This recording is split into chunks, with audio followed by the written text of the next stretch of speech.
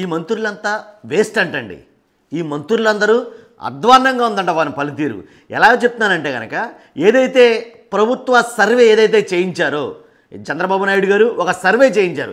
ఆ సర్వే తాలూకా రిజల్ట్ ఇది. కాబట్టి వాస్తవానికైతే కనుక 75% మంది మంత్రుల పనితీరు బాగోలేదని చంద్రబాబు నాయుడు గారు చేయించిన సర్వేలో తేటతెల్లమైందంట.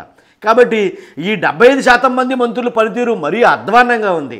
గురించే అధ్వాన్న పనితీరు పేరుట కొన్ని సమీక్షలు అయితే కనుక చంద్రబాబు నాయుడు గారు నిర్వహించబోతున్నారు, ఆల్రెడీ నిర్వహిస్తున్నారు.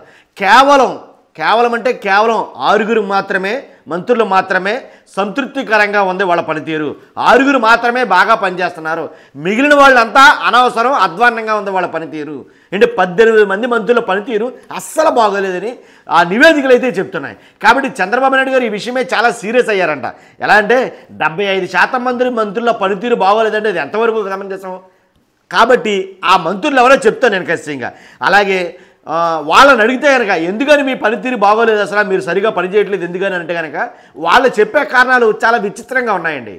ఎలా అంటే లోకేష్ గారు అన్ని మంత్రిత్వ శాఖల్లో ఆయన వేలు పెట్టడం చాలామందికి కంటగింపుగా ఉంది. వాస్తవం మాట్లాడాలంటే పెత్తనమేమో లోకేష్ గారిది, మార్కులేమో మాక, పెత్తనమేమో లోకేష్ గారిది, తిట్లేమో మాక అని అన్నారట. కాబట్టి ఒక్కళ్ళకి సరైన మార్కులు రాకపోవడంతో మ్యాక్సిమం అందరూ ఫెయిల్ స్టూడెంట్స్ లెక్కే, దాంట్లో ఎలాంటి డౌట్ లేదు. ఒక విద్యార్థికి పాస్ మార్కులు ఎంత ఇంపార్టెంటో రాజకీయ నాయకుడికి ఈ సర్వేలో బాగా పనిచేస్తున్నాడా లేదా అనేది 100% చాలా ఇంపార్టెంట్. కాబట్టి ఈ చేయించిన సర్వేలో మొత్తం మంత్రులందరూ ఫెయిల్ అయినట్టే లెక్కనండి అడిగితే కనుక. కాబట్టి వాళ్ళ పనితీరు బాగోలేదంటే ప్రజలకి వాళ్ళ సరైన సేవ అందించడం లేదనే దాని అర్థం. కాబట్టి ప్రజల్లో వాళ్ళు ఉండటం లేదని అర్థం. కాబట్టి చాలా మట్టుకి అంటే 6 నెలల పాలనపై ప్రజల్లో తీవ్ర వ్యతిరేకత వ్యక్తమవుతున్న నేపథ్యంలో రాష్ట్ర ప్రభుత్వం స్వయంగా చేయించుకున్న సర్వే ఇది. ఈ సర్వేలోనూ అదే విషయం వెల్లడవడం వల్ల అధికార పార్టీ వర్గాలు చాలా మట్టుకు కూడా తీవ్ర కలవరానికి గురి చేసింది. కాబట్టి చంద్రబాబు నాయుడు గారు చాలా సీరియస్ అయ్యారంటే ఈ విషయం మీద. కాబట్టి ఎందుకని ఇలా జరిగిందని చాలామంది ఆలోచిస్తున్నారు. కాబట్టి వాళ్ళు చెప్పే కారణాలు చెప్పారు కదా, మీకు ఆల్రెడీ రకరకాల కారణాలు ఉన్నాయి. పెత్తనమేమో లోకేష్ గారిది, తిట్లన్నీ మాకు అని అంటే దాని అర్థమే మనకు అర్థమైపోతుంది. కాబట్టి ఎవరు అసలు బాగా పనిచేసే మంత్రులు ఎవరు అని అంటే కనుక పనిచేసేది 6 ఉన్నారంట. మొత్తం ఎంటైర్ ఆంధ్రప్రదేశ్ ప్రభుత్వంలో పనిచేసే మంత్రులు 6. ఎవరు వాళ్ళు? రాష్ట్ర క్యాబినెట్లో 6 మంత్రులు మాత్రమే బాగా పనిచేస్తున్నట్లు నివేదిక తేల్చింది.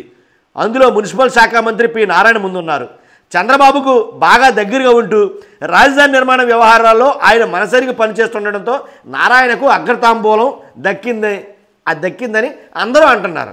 కాబట్టి విద్యుత్ శాఖ మంత్రి గొట్టిపాటి రవికుమార్, ఎంఎస్ఎంఈ శాఖ మంత్రి కొండపల్లి శ్రీనివాస్, రెవెన్యూ శాఖ మంత్రి అనగాని సత్యప్రసాద్ కూడా బాగా పనిచేస్తున్నారని మంచి ర్యాంకింగ్ దక్కింది.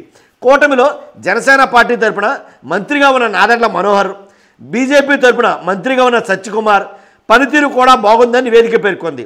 కలెక్టర్ల సదస్సులో ఇతర సమావేశాల్లో డిప్యూటీ సీఎం పవన్ కళ్యాణ్, మరో మంత్రి లోకేష్ బాగా పనిచేస్తున్నారంటూ సీఎం పొగుడుతూ ఆకాశానికి ఎత్తేస్తున్న విషయం అందరికీ తెలిసిందే. కానీ ప్రభుత్వ సర్వే నివేదికలో అందుకు భిన్నమైన ఫలితాలు వచ్చాయని, పనితీరులో వీరిద్దరూ వెనకబడ్డారని నివేదిక తేల్చేయడం చాలా గమనార్హమైన విషయం. కానీ ఇదండి మంత్రుల పనితీరు. ఎవరెవరో బాగా పనిచేస్తారేంటనేది ఈ మంత్రుల పనితీరు బట్టి అర్థమైపోద్ది. చూస్తున్న మీకు అందరూ కూడా మీ అభిప్రాయం ఏంటి? మీ తాలూకా నియోజకవర్గంలో ఎమ్మెల్యే ఎలా పనిచేస్తున్నాడు, మీ తాలూకా మంత్రి ఎలా పనిచేస్తున్నాడు అనేది మీరు కూడా మీ అభిప్రాయం చెప్పొచ్చు. ఖచ్చితంగా కామెంట్ రూపంలో తెలియజేయండి. ఫస్ట్ అయితే ఈ వీడియోని లైక్ చేయండి, అందరికీ తెలియాలి కాబట్టి, ఎక్కువ మందికి చేరాలి కాబట్టి, నాకు కూడా మోటివేషన్గా ఉంటుంది కాబట్టి లైక్ చేసిన తర్వాత మీ అభిప్రాయాన్ని కామెంట్ రూపంలో తెలియజేయండి.